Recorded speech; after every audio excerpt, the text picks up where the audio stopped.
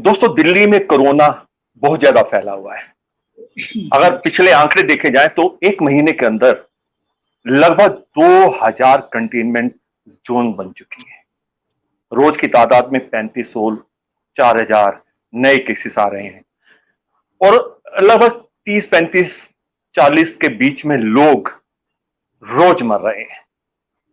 स्थिति कहीं ना कहीं भयावह होती जा रही है और आज इसी मुद्दे पे हमसे बात करने के लिए हमारे साथ जुड़े हैं पूर्वी दिल्ली के जाने माने चेहरे डॉक्टर वी के मोंगा, डॉक्टर विनोद कुमार मोंगा, जो कि काउंसलर रह चुके हैं, हेल्थ कमेटी के चेयरमैन रह चुके हैं और पब्लिक हेल्थ एक्सपर्ट हैं। डॉक्टर साहब, सबसे पहले तो आपका स्वागत आरडब्ल्यू भागीदारी के इस प्लेटफॉर्म के ऊपर।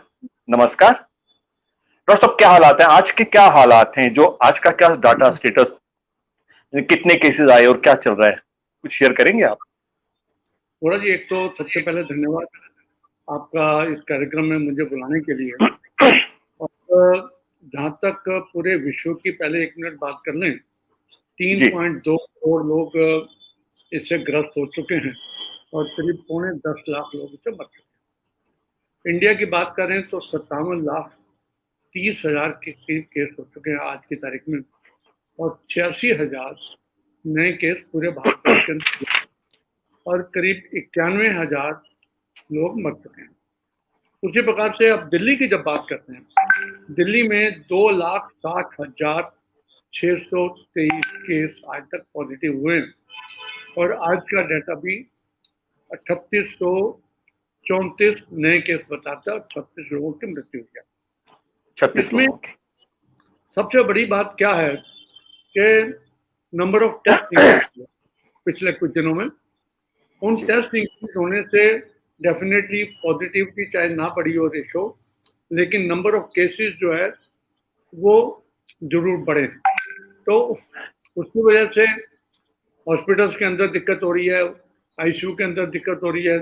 कंटेनमेंट्स की आपने बात की, 2059 है, जो एक टाइम पे 400 आ गए थे जी। ये सारी चीजें जो हैं उसके अंदर आज दिल्ली के मुख्यमंत्री ने माना कि ये सेकंड फेज है, सेकंड वो है।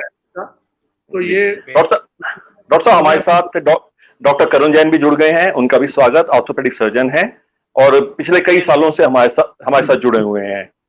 डॉक्टर साहब, कुछ सवाल है डॉक्टर साहब, हमारे कुछ सवाल है। सेकंड वेव है वो हम देख रहे हैं, कुछ सवाल है हमारे दिमाग में जो कि हम लोग रेगुलर डे 1 से मेरे ख्याल से 31 दिसंबर से हम लोग रेगुलर ट्रैक कर रहे हैं भी क्या चल रहा है, क्या हालात हैं। एक एक दिन का डाटा, एक एक मिनट का डाटा हम लोगों के, हमारी टीम के पास पूरा डाटा मौजूद है। कुछ सवाल है जो मैं आपसे और डॉक्टर करुण जैन जी से पूछना चाहूंगा ताकि लोगों को पता लगे कि सच्चाई क्या चल रही है, अवेयरनेस के लिए। सबसे पहले तो जो एक सीरो सर्वे की रिपोर्ट आई जिसमें कहा गया कि 30% जो रिकवर्ड पेशेंट्स हैं, यानी कि जो पेशेंट ठीक हो चुके हैं, उनमें से 30% लोगों में एंटीबॉडीज मिली ही नहीं, उनमें एंटीबॉडीज पाई ही नहीं गई। जबकि ये सब कुछ खोल देने का मतलब ये था कि भी लोग बाहर निकले, इन्फेक्ट हो जाएं और हर्ड इम्यूनिटी आ जाए और उनमें एंटीबॉडीज बन जाएं। अब अगर रिकवर्ड पेशेंट्स में भी 30% पे एंटीबॉडीज नहीं बनती हैं तो उसका क्या मतलब समझा जाए? क्या इसका मतलब है कि जो हर्ड इम्यूनिटी का कंसेप्ट है वो कहीं ना कहीं फेल हो चुका है? डॉक्टर मोंगा, देखो, कोविड एक बड़ा विचित्र बीमारी है। ये वायरस जो है इसको अभी तक कोई समझ नहीं पा रहा और समझ ना पाने की वजह से सब कुछ जो है खुला पड़ा हुआ है। रोज नई गाइडलाइंस आईसीएमआर देता है या WHO देता है, उसी के अंदर एक ये पार्ट है कि एंटीबॉडीज कई लोगों में डेवलप नहीं हो रही। इसके कई कारण है। या तो इन्फेक्शन बहुत ही लो था, एसिम्प्टोमेटिक रहे होंगे, सिम्प्टोमेटिक भी रहे होंगे, तब भी उसमें इन्फेक्शन लो रहा, या कहीं ना कहीं टेस्टिंग के अंदर दिक्कत रही होगी।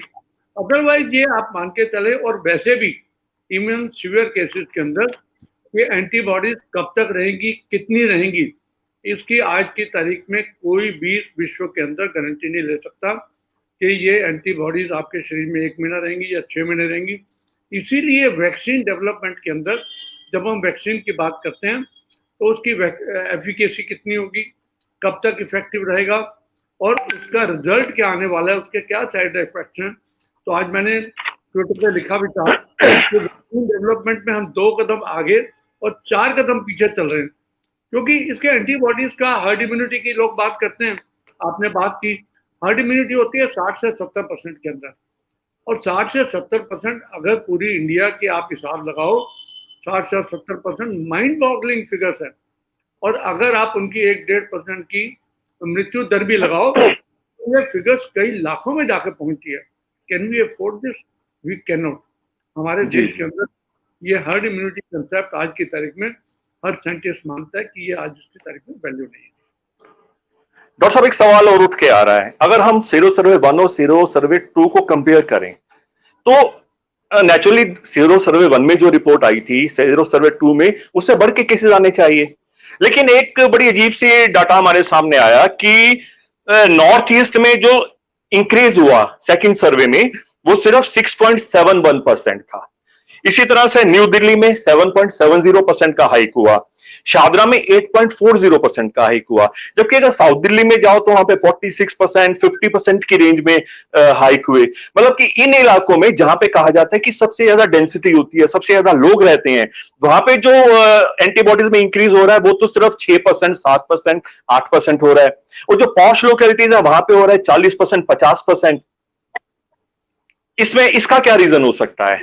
डेफिनेटली देखो, इसका कोई बहुत ज्यादा साइंटिफिक रीजन नहीं हो सकता मेरे हिसाब से।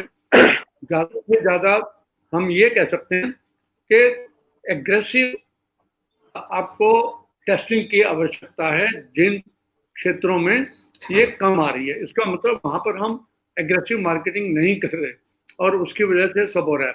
आपकी बात में हम समझ गया कि जहां भीड़ है, भीड़ वाले क्षेत्रों के अंदर पॉजिटिविटी या जो ये सीरो सर्वेलेंस के अंदर रिपोर्ट आ रही हैं वो कम आ रही हैं।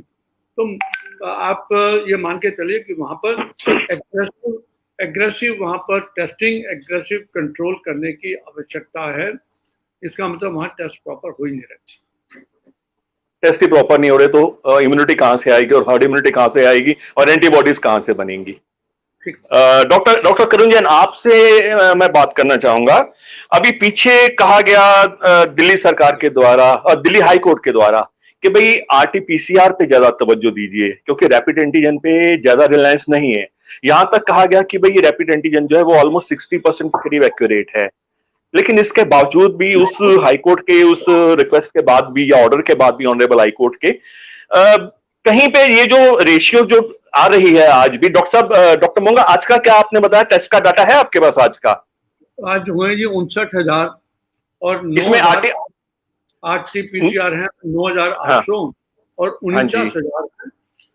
तो डॉक्टर करुण जैन, आप देखिए आज भी 9,000 के करीब सिर्फ आरटीपीसीआर है और बाकी 49,000 के करीब आज भी रैपिड एंटीजन हो रहे हैं। मतलब आज भी जो हमारे रिलायंस है हाईकोर्ट के बोलने के बावजूद भी वो रैपिड एंटीजन पे ज्यादा है। क्या लगता है आपको, इससे क्या हालात निकल सकते हैं? एक्चुअली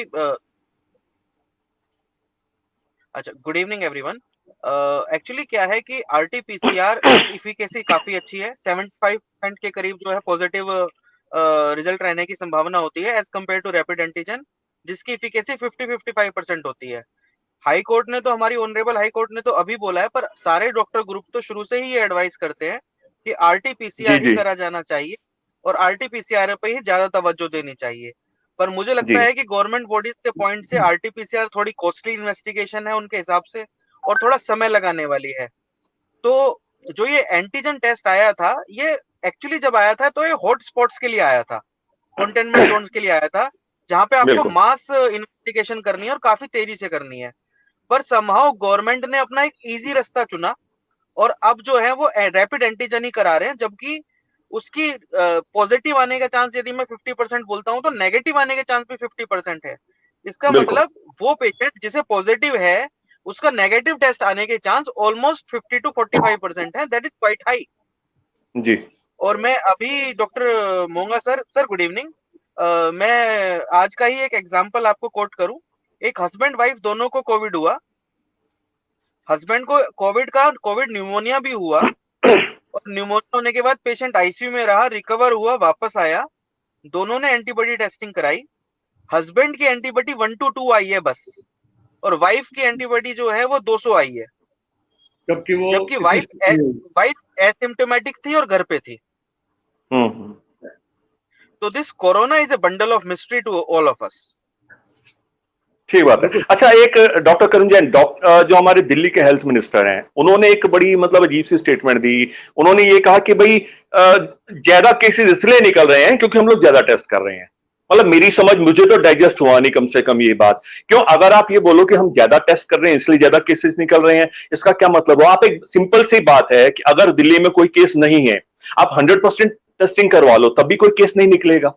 अब केसेस हैं तभी केसेस निकल रहे हैं क्योंकि केसेस हैं दिल्ली में, ठीक है। और दिल्ली में हमारे हेल्थ मिनिस्टर सत्येंद्र जैन साहब ने कहा कि भाई 8-10 दिनों में, 15 दिनों में ये सब स्टेबलाइज होना शुरू हो जाएगा। मुझे लगता है 15 दिन तो निकल चुके हैं।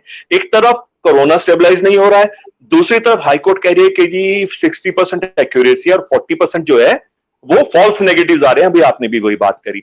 अब अगर 40% फॉल्स नेगेटिव्स आ रहे हैं तो इसका ये मतलब हुआ कि जाने कितने केसेस तो खुले घूम रहे हैं सड़कों पे। तो कोरोना कैसे थमेगा? कैसे थमेगा कोरोना? सिर्फ हमारे सीएम कहते चिंता करने की जरूरत नहीं है, हमारे हेल्थ मिनिस्टर कहते कि जी सब कुछ अगले 10 दिनों में सुधर जाएगा, लेकिन अगर 40% फॉल्स नेगेटिव्स खुले सड़कों पे घूम रहे हैं तो कोरोना कैसे थमेगा? क्या सोचते हैं आप इस बारे में? एग्जैक्टली जब हमारे सीएम बोलते हैं इस बारे में या हमारे हेल्थ मिनिस्टर बोलते हैं, तो एक्चुअली जब वे बात कर रहे होते हैं ना, तो they are actually biased. They always talk about the economic front, economic point से वो अपनी जरूर बात रखते हैं। क्योंकि यदि केसेस बढ़ रहे हैं तो इसका मतलब ये है कि लोगों ने जो बेसिक प्रिकॉशंस है वो लेनी बंद कर दी हैं। आज के दिन यदि आप हमारे किसी भी एरिया में घूमोगे तो लगभग मास्क लगा के ही नहीं आते। अब आज परिस्थिति ये है कि पेशेंट को, मतलब जो हमें दिखाने आते हैं क्लिनिक से, वो भी मास्क नहीं लगा के आते। हमें फोर्स करना पड़ता है कि मास्क लगा लीजिए। तो मास्क जैसी बेसिक चीज जो है वो भी लोगों ने लगानी बंद कर दी है, और शायद यही कारण है कि केसेस बहुत रैम्पेंट स्पीड से बढ़ रहे हैं। तो I think this is a good opportunity to request everybody कि एटलीस्ट मास्क तो आप लगाइए, जब तक केसेस कंट्रोल में ना आए लगाइए। इवन दो चाहे मोर्टेलिटी 1% है, पर यदि पॉपुलेशन साइज बहुत बड़ा होगा, जैसे डॉक्टर बीके मोंगा जी ने बताया, तो डेथ नंबर देखिए कितना ज्यादा रैम्पेंट भयानक स्थिति में पहुंचेगा। और सेकंड पॉइंट, यदि स्टैटिस्टिक्स कहती है कि 100 में से 1 की डेथ हुई है, पर अनफॉर्चुनेटली जिसके घर में डेथ हुई है वो तो 100% हो जाएगी ना। बिल्कुल सही बात है, बिल्कुल सही बात है। डॉक्टर साहब, जो आज डॉक्टर मोंगा जो हालात चल रहे हैं, सब कुछ खुला है, सारे बाजार खुले हैं, मेट्रो खुली है, बसेस खुली हैं, लोग खुलेआम घूम रहे हैं। अभी डॉक्टर करुण जैन ने भी कहा मास्क नहीं लगी हुई, सोशल डिस्टेंसिंग तो कहीं है ही नहीं। मतलब लोग चिपके पड़े हैं एक दूसरे से, बिना मास्क के खड़े हैं। तो क्या हालात बनते नजर आ रहे हैं आपको? जिस हिसाब से कोरोना बढ़ रहा है, कंटेनमेंट जोन्स आप देखो, गली गली में कंटेनमेंट जोन्स हैं, जिस गली में जब आपको कोरोना के केसेस मिल रहे हैं। लेकिन अगर सरकार हमारी ये कहती है कि भाई चिंता करने की जरूरत नहीं है, तो क्या आपको लगता है कि सच में चिंता करने की जरूरत नहीं है? देखिए गोरा जी, सरकारों का तो काम होता है लोगों को बहुत लगाए रखो, भाई सब कुछ करते रहो, खुला रखो, कोई दिक्कत नहीं है। लेकिन डेफिनेटली जैसा करुण ने कहा कि जिस परिवार के अंदर दिक्कत है, वो केवल 1% डेथ की बात नहीं मैं कर रहा, जो जरा भी मॉडरेट भी पेशेंट होते हैं उनके परिवार वालों को दिन में तारे दिखते हैं। आई हैव सीन दो केसेस जिनके अंदर फटीग, सांस की दिक्कत, उसके बाद भागना, हॉस्पिटल बेड्स की बात करना, वेंटिलेटर वाले बेड्स की बात करना। आज की तारीख में इतना नामुमकिन है, मुझे सुबह से शाम तक अगर 5 लोगों के फोन आते हैं कि मुझे बेड चाहिए, तो मैं एक को भी नहीं दिला पा रहा, क्योंकि बेड नहीं है। और सरकार ने भी माना है कि प्राइवेट हॉस्पिटल के सारे वेंटिलेटर वाले और आईसीयू बेड सारे ऑक्यूपाइड हैं। तो इन सब चीज़ों को लेके मुझे लगता है कि जनता को सोचना पड़ेगा। और ये ऐसे सोशल मीडियम से अगर हम लोगों से प्रार्थना करते रहे, रिक्वेस्ट करते रहे, तो लगता है कि कहीं ना कहीं कुछ ना कुछ लोगों पे असर पड़ेगा। अदरवाइज हम लोग अपने बिजनेस के चक्कर में लाइनें लगा के, शराब की दुकान हो या किसी भी दुकान को हो, शाम को आप चाट पकौड़ी वाली दुकान पे चले जाओ, वहां लगेगा ही नहीं कि कोरोना है आपके देश में। वहां बिल्कुल सही बात, जैसे फ्री में मिल रहा है, फ्री के अंदर आज ही मिलेगा, कल नहीं मिलेगा। लोग छोले भटूरे, गोलगप्पे, पकोड़े, पापड़ियां, चाट, मतलब ऐसे खा रहे हैं, जूस की दुकानों पे खड़े हैं। मतलब मेरी समझ से बाहर है बिल्कुल कि ये चल क्या रहा है। जब दिल्ली में 2 केसेस थे, जब दिल्ली में पहला केस आया था मयूर विहार वाला, मुझे पता है सारी दिल्ली में हड़कंप मच गया था। बड़े बड़े पेपरों के फ्रंट लाइन की न्यूज थी जी, कोरोना एंटर्स दिल्ली। लोग भाग रहे हैं सारे, कोई मास्क खरीद रहा है, कोई N95 खरीद रहा है, मतलब 500-500 रुपए में एक मास्क खरीदी हम लोगों ने, ठीक है। और आज जब गली गली में केस है, आज सरकार कहती है चिंता करने की जरूरत नहीं है, और लोग सच में चिंता नहीं कर रहे हैं। मतलब बड़ा अजीब सा एटमोस्फेयर बन गया है। चीफ मिनिस्टर साहब कहते हैं कि हम कॉन्टैक्ट ट्रेसिंग के ऊपर जोर डालेंगे। एक भी मरीज दिल्ली के अंदर कह दिया आज की तारीख में कि उनसे पूछा गया कि तुम कहां से आए हो, कहां गए थे, कितना आपकी कॉन्टैक्ट ट्रेसिंग है, बिल्कुल 0/0। इवन कंटेनमेंट जोन के अंदर भी आपका पहली बात तो कोई उसके ऊपर कंट्रोल नहीं है, बोर्ड लगा जाते हैं, बोर्ड के बाद कुछ नहीं, या फोन आ जाएगा कि आप यहाँ आ जाओ, वहां चले जाओ। कोई आपको पूछ नहीं रहा, कोई आपको कॉन्टेक्ट नहीं कर रहा, कोई आपसे बात नहीं कर रहा, कोई आपको गाइड नहीं कर रहा। इतना बुरा हाल है। तो बीमारी तो बढ़ेगी बढ़ेगी यार, बीमारी क्यों नहीं बढ़ेगी बताओ। आप प्रिकॉशन आप नहीं ले रहे, प्रिकॉशन के बाद आप टेस्टिंग प्रॉपर कर नहीं रहे, टेस्टिंग के बाद जो पॉजिटिव आ रहे हैं उनका आप प्रिकॉशन और उनको कॉन्टैक्ट ट्रेसिंग उनकी नहीं कर रहे, तो ऑब्वियसली। और एक डाटा ये भी तो कहता है ना कि कुछ लोग तो कहते हैं 20 से लेकर 50 लोग तक एक पॉजिटिव के पीछे कम से कम 20 से 50, गवर्नमेंट ने भी माना कि 20 से 50 लोग इन्फेक्टेड हैं। तो आपकी टोटल जो फिगर है मान लो 57 लाख की, उसके अंदर आप 60 से गुणा कर दो, 50 से गुणा कर दो, तभी एक फिगर ऐसी आ जाएगी जो आपको आज भी हैरान कर देगी। ये हालात हैं देश, सब तरफ बुरा। कई स्टेट्स तो ऐसे हैं जो टेस्टिंग ही नहीं कर रहे। अब बिहार जैसे स्टेट में हो सकता है इलेक्शन की वजह से ना कर रहे हो, अदरवाइज कुछ लोग एग्रेसिव कर रहे हैं। महाराष्ट्र एग्रेसिव कर रहा है, केरला एग्रेसिव कर रहा है, केरला में एग्रेसिव कर रहा है, इसलिए 6,000 से ऊपर केस में आज ये भी रिकॉर्ड है केरला का। तो ये जहाँ एग्रेसिव होगा वहां पर हम कंटेन जल्दी कर पाएंगे, ये बात पक्की है। और जहाँ टेस्टिंग नहीं करेगा, आज नहीं तो 15 दिन बाद, 15 दिन बाद नहीं तो 1 महीने बाद उसका रिजल्ट आपको देखने को मिलेगा। डॉक्टर साहब आप दोनों जी बोलिए डॉक्टर साहब, बोलिए। टू ऐड ए पॉइंट, हम इंडिया में रहते हैं। इंडिया इज अ कंट्री जहाँ पे हर 5वां पेशेंट या तो डायबिटीज से ग्रसित है या हाइपरटेंशन से ग्रसित है। तो इसका मतलब हर 5वां मरीज जो है, व्यक्ति जो है, वो एक्चुअली नेचुरली इम्यूनो कॉम्प्रोमाइज्ड है। और इम्यूनो कॉम्प्रोमाइज होने की वजह से कोविड होता भी ज्यादा है। और तो यदि डेथ भी नहीं हो रही ना कोविड केस में, तो अब जो नई जो साइंटिफिक पेपर्स आ रहे हैं वो आ रहे हैं पोस्ट कोविड सिक्वेले, मतलब कि कोरोना के पेशेंट्स का लंग्स का परमानेंट डैमेज हो रहा है। मतलब यदि आप कोरोना से रिकवर भी कर चुके हैं तो आपके लंग्स जो हैं, लंग्स का कुछ हिस्सा परमानेंट डैमेज हो चुका है। मतलब पहले लंग्स यदि 100% काम कर रहे थे तो अब शायद 80% या 70% काम करेंगे जब तक आप जीवित रहेंगे। So this is A second thing doctor, ये जो आप बता रहे हैं, जो बिल्कुल बड़ी हॉरिबल ये स्टोरी है, हमने भी कई जगह देखी है, पढ़ी है, डिस्कस भी हम लोग ऑलरेडी कर चुके हैं इस चीज को किसी और प्रोग्राम में। ये जो सिर्फ क्रिटिकल पेशेंट्स के साथ ऐसा हो रहा है कि उनके लंग्स में स्कार आ जाएगा या उनके लंग्स में ज्यादा मतलब तबीयत खराब हो जाएगी, या फिर ये किसी भी पेशेंट में हो सकता है या एसिम्प्टोमेटिक में भी हो सकता है, एक क्लियर मैसेज तो जाना चाहिए भी, क्या रियलिटी क्या है इसके पीछे? क्या सिर्फ क्रिटिकल वालों के साथ ऐसा होने वाला है या किसी के साथ भी हो सकता है? देखिए वोरा जी, एक चीज तो क्लियर है कि पोस्ट कोविड सीक्वल हो रहा है, ठीक है। अब जो ये आपका सवाल है, ये अभी भी थोड़ा समय लेगा इसका एक्यूरेट जवाब आने में, क्योंकि कोविड जो है अभी तक जो है कंप्लीट अंडरस्टूड नहीं हुआ है सभी डॉक्टर्स के द्वारा। But just to explain you, my wife is a physician in RML hospital, और मैं जब उनसे डिस्कस करता हूं तो वो बताती है कि हम जो है एक मॉडरेट कोविड वाले पेशेंट्स को जब हम देखते हैं तब भी हम देख रहे हैं कि पोस्ट कोविड सिक्वेले जो है आ रहा है और काफी प्रोफाउंड लेवल पे आ रहा है। और may be in a few months time काफी सारे साइंटिफिक पेपर्स जो है इस चीज पे पब्लिश होंगे।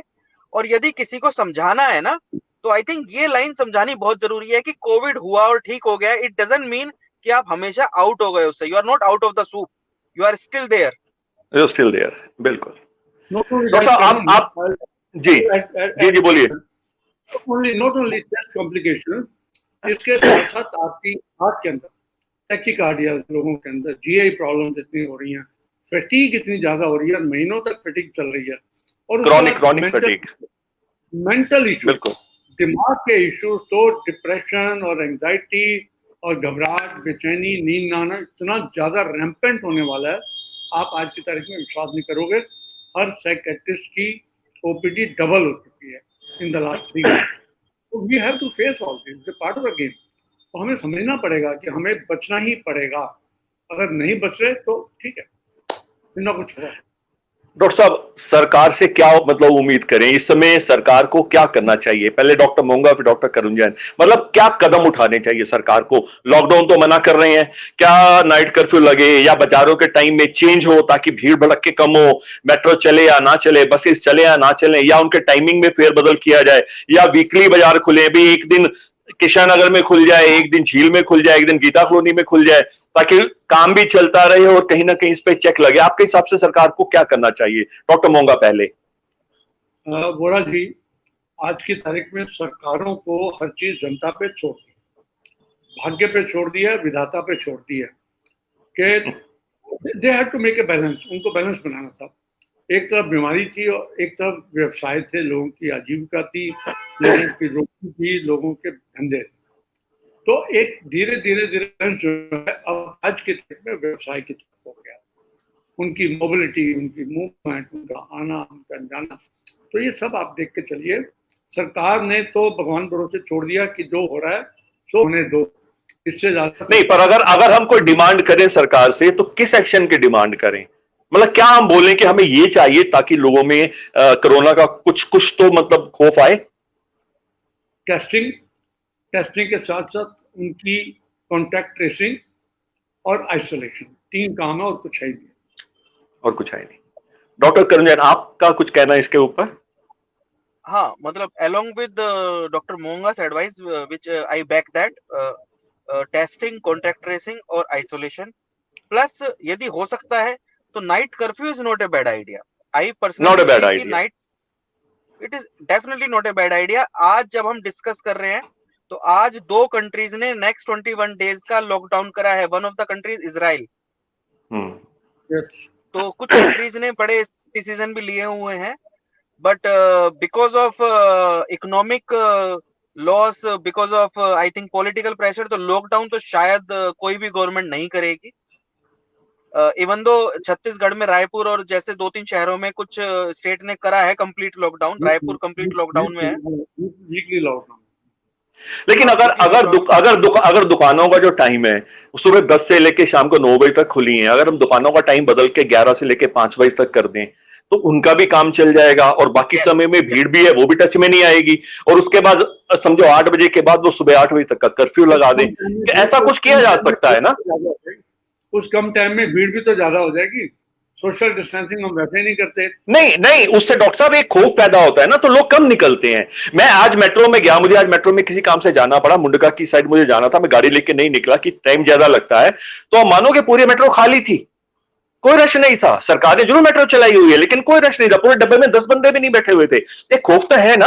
अगर आप रात का कर्फ्यू लगाते हैं, एक साइकोलॉजिकल, अभी आपने कहा साइकोलॉजिकल इश्यूज होते हैं, ये भी तो एक साइकोलॉजिकल इश्यू बनेगा कि हाँ यार सरकार ने कर्फ्यू लगा दिया, बाजारों के टाइम में चेंज कर दिया, तो एक डर पैदा होता है। लोग कहते हैं नहीं यार घर में बैठो, मत निकलो, पंगा मत लो। आप कहोगे जी चिंता करने की जरूरत नहीं है, फिर तो लोग निकलेंगे, फिर तो कोई बात ही नहीं बची उसके लिए। मुझे लगता है दिल्ली सरकार किसी भी तरह का लॉकडाउन या शॉर्ट लॉकडाउन या सेमी लॉकडाउन, ये पार्शियल लॉकडाउन करने के मूड में नहीं है। उन्होंने बार बार ये कहा और हम तो कहते हैं कि चलो सत्येंद्र जैन जी की और सीएम जी की बात पक्की हो जाए कि ये एक ऊपर जाके सेकंड वेव जो है नीचे आए और दिल्ली वालों को कुछ रिलीफ हो। लेकिन ये एक बीमारी ऐसे, आप यूरोप के अंदर थर्ड वेव शुरू हो गई, आप इसमें थर्ड वेव तक आ रही है। जब तक 60 से 70% लोगों को इम्यूनिटी नहीं होगी, और इम्यूनिटी के लिए या तो बीमारी और या आपका वैक्सीन अभी तो आती नहीं है। कोई भी कह दे जी दिसंबर में आएगी, दिसंबर में आएगी, I don't think no. Vaccine की अपनी लिमिटेशंस हैं, वैक्सीन ने आना नहीं।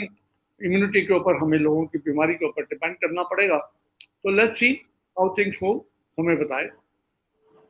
डॉक्टर साहब दवाई तो आनी नहीं, ये तो आप भी मान रहे हो, हम भी मान रहे हैं। लोगों के लिए एक मैसेज क्या कहना चाहोगे? डॉक्टर मोंगा और डॉक्टर करुण जैन बारी बारी से लोगों को क्या क्या सजेशन, क्या सलाह देना चाहोगे? सीरियस सलाह बिल्कुल कि हालात खराब है, ये तो आपको जरूर करना चाहिए। डॉक्टर साहब यदि केवल बोलो यदि केवल एक लाइन में खत्म करना है तो ये करना है कि भाई मास्क लगाए बिना घर से बाहर मत निकलियो और मास्क जब तक घर में ना आए तो हटाइए मत। So this is the bare minimum which you can advice. 80% advice तो यही है जो करुण ने कहा कि 80% आपको इसी से बचाव हो जाएगा। घर पर आके डेफिनेटली आप अपने मास्क को डिस्कार्ड करें, मास्क डिस्कार्ड करके अपने हाथ और मुंह को जरूर धोएं, और कहीं पर भी कोई ऐसी सरफेस पे आपको लगता है हाथ लग गया या किसी से हाथ मिला लिया, हाथ आकर धोएं जरूर या सैनिटाइज करें और सोशल डिस्टेंसिंग करें। 80% मास्क, मैं करुण की बात से सहमत हूँ, 80% मास्क है। मास्क के दो फायदे हैं, एक तो डायरेक्ट इन्फेक्शन और दूसरा अगर आपको हल्का हल्का इन्फेक्शन होता है तो it acts like a vaccine also. अब तो ये पक्का हो चुका है, WHO ने भी कहा है कि हल्का हल्का इन्फेक्शन अगर लोगों को मिलता है तो it improves immunity and it acts like a slow vaccine. तो ये मैंने कई लोगों को नॉर्मली भी देखा है जिनको बीमारी नहीं हुई, कुछ नहीं हुआ, लेकिन एंटीबॉडीज डेवलप हो गई। तो ये सब हो रहा है, तो इसे मास्क इज मास्क, मास्क तो पक्की बात। डॉक्टर साहब, मास्क कौन सी, वो जो ₹1 में बाजार में मिल रही है या N95? ये बड़ा कंट्रोवर्शियल प्रश्न है। सरकार ने, ICMR ने कहा है कि N95 तो should be reserve for health care professionals, तो N95 लगाना ही लगाना। आम आदमी के लिए अगर सब लोग मास्क यूज करने लग पड़े तो मुझे लगता है कोई भी triple layer mask is good enough, उससे ज्यादा करने की जरूरत नहीं है, क्योंकि इट्स एन एक्सपेंडिचर आल्सो, और चीज का खर्चा भी पड़ता है। हर आदमी को मैं उम्मीद करूं कि 200-250-300 रुपए का मास्क आप रोज लगाओ, इट इज नॉट पॉसिबल। तो हेल्थ केयर वर्कर्स को N95, आम जनता को ट्रिपल लेयर मास्क बहुत अवेलेबल है, ज्यादा महंगे नहीं है आज के तारीख में। What's your take on this Karun? Sir कोई भी ट्रिपल लेयर मास्क यस, जो वॉशेबल है, जो इकोनॉमिकल रहेगा, but not chunni, not gamchha. I don't know, I don't agree कि चुन्नी लगा ली जी, एक रुमाल लपेट लिया जी, साड़ी लपेट ली। एक साड़ी कितनी पतली होती है, सिंगल लेयर साड़ी मुंह पे लपेट ली। नो नो, एक ट्रिपल लेयर मास्क हो, चाहे वो वॉशेबल हो, कपड़े का ही क्यों ना हो, पर ट्रिपल लेयर वॉशेबल हो तो आई थिंक उससे काम चल जाएगा। एक ट्रिपल लेयर मास्क मैक्सिमम 10 या 20 रुपए का बन जाता है और आप उसे वॉश कर सकते हैं। But not the idea of just for the name से कि मैंने एक चुन्नी लपेट लिया, साड़ी लपेट लिया, एक रुमाल लगा लिया, रुमाल नाक के नीचे लगा लिया। मास्क लगाना है और मास्क प्रॉपरली लगाना है। बिल्कुल, नाक और मुंह कवर्ड होने चाहिए। ये चिन मास्क नहीं है या नेक मास्क नहीं है कि आप नीचे लटका रहो। और आप देखें इतने पॉलिटिशियंस, इतने VIPs बीमार हो रहे हैं, और लोगों को मुझे लगता है कि अगले कुछ महीने तक सब भीड़, political activities, festivals, Durga Puja चाहे दिवाली हो, सबके अंदर आवागमन बिल्कुल कम से कम हो, भीड़ बिल्कुल ना हो, पूजा घर पे करी जा सकती है। तो ये कुछ इश्यूज हैं, हमें सरकारों को समझना भी पड़ेगा, कई जगह पे बैन भी लगाना पड़ेगा। आई बी हैप्पी कि अगर सरकार बैन करे कि 4 से ज्यादा 6 से ज्यादा लोग इकट्ठे नहीं हो सकते त्योहार के मौके पर, तो जैसे बेटर इशू। यस सर, आज के डेट में ही आज एक हमारे सेंट्रल मिनिस्टर की डेथ हुई है। हाँ, और आज की डेट में ही हमारे मनीष सिसोदिया जी, जो हमारे डिप्टी CM है, वो एडमिट हुए हैं हॉस्पिटल में। RML में एडमिट हुए हैं। कोरोना डजंट रिस्पेक्ट एनीबॉडी, वो कोई कास्ट और रिलीजन नहीं देखता कोरोना। और ये VIP लोग जितने भी हैं, सैकड़ों की लोगों को इकट्ठा करके रखते हैं। इन्फेक्शन कहाँ से कहाँ फैल रहा है और ये कम्युनिटी के अंदर कहाँ जाएगा, कितना जाएगा, इसके ऊपर कोई असेसमेंट नहीं की जा सकती। कोई इसके ऊपर आप आज की तारीख में बैठ के ये नहीं कह सकते कहाँ, कितना, कैसा इन्फेक्शन कब हो जाए। दोस्तों, अभी आपने सुना डॉक्टर BK मोंगा को और डॉक्टर करुण जैन को। हालात खराब हैं। 2000 से ज्यादा कंटेनमेंट जोन्स ऑलरेडी बन चुके हैं। रोज के 3000 से 4000 केसेस, नए केसेस आ रहे हैं। गली गली से कोरोना की आवाज आ रही है। सिर्फ यही सलाह दूंगा आपको, घर पे रहिए, संभल जाइए, जितना संभल सकते हैं, जितने प्रिकॉशन रख सकते हैं। जरूरी है तब बाहर निकलिए, जरूरी नहीं है तो घर पे रहिए, मास्क लगाइए। अगर बाहर निकलते हैं मास्क लगाइए, सोशल डिस्टेंसिंग करिए, सैनिटाइजेशन करिए और बार बार साबुन से हाथ धोइए, वरना बाद को आप भी परेशान होंगे, आपका परिवार भी परेशान होगा। Thanks a lot doctor Monga, thanks a lot doctor Karun Jain. जल्दी अगले सेशन में, इसी तरह के अगले सेशन में जल्दी मुलाकात होगी आप सबके साथ। तब तक के लिए थैंक यू, धन्यवाद, बाय बाय। सब्सक्राइब कीजिए आरडब्ल्यू भागीदारी को और मिलते रहिए, हमारे इस प्रोग्राम को देखते रहिए। जल्दी दोबारा से मिलेंगे आपके साथ। बीएस वोरा, आरडब्ल्यू भागीदारी, east Delhi RWS joint front federation. Thank you. Thank you.